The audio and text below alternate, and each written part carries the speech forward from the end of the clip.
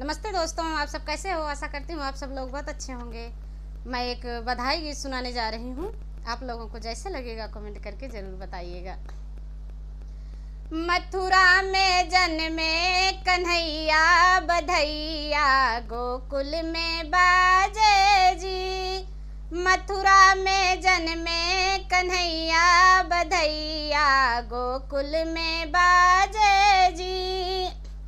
मनवा मगन हुआ नंदे बाबा का, मनवा मगन हुआ नंदे बाबा का।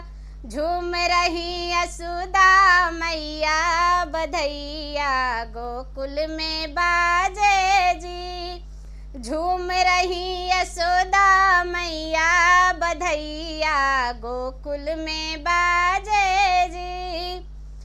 मथुरा में जन्मे कन्हैया बधैया गोकुल में बाजे जी। मथुरा में जन्मे कन्हैया बधैया गोकुल में बाजे जी। चंदा के जैसी है लाला की सूरतिया, चंदा के जैसी है लाला की सूरतिया। मधुर मधुर है मुस्कनिया बधैया गोकुल में बाजे जी। मधुर मधुर है मुस्कनिया बधैया गोकुल में बाजे जी।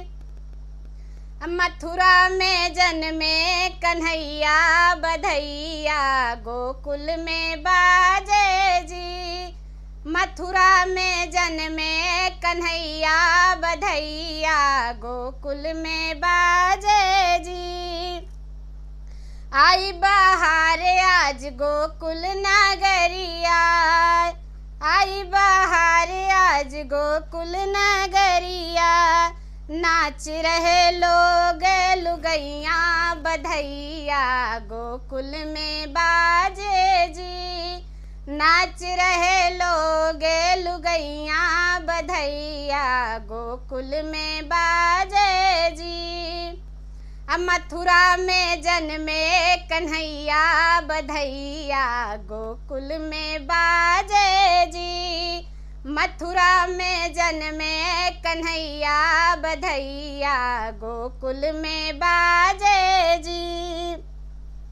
बाजे हैं ढोल और झांझे मंजीरा, बाजे हैं ढोले और झांझे मंजीरा। बाजे हैं मधुर साहनैया बधैया गोकुल में बाजे जी। बाजे हैं मधुर सहनैया बधैया गोकुल में बाजे जी।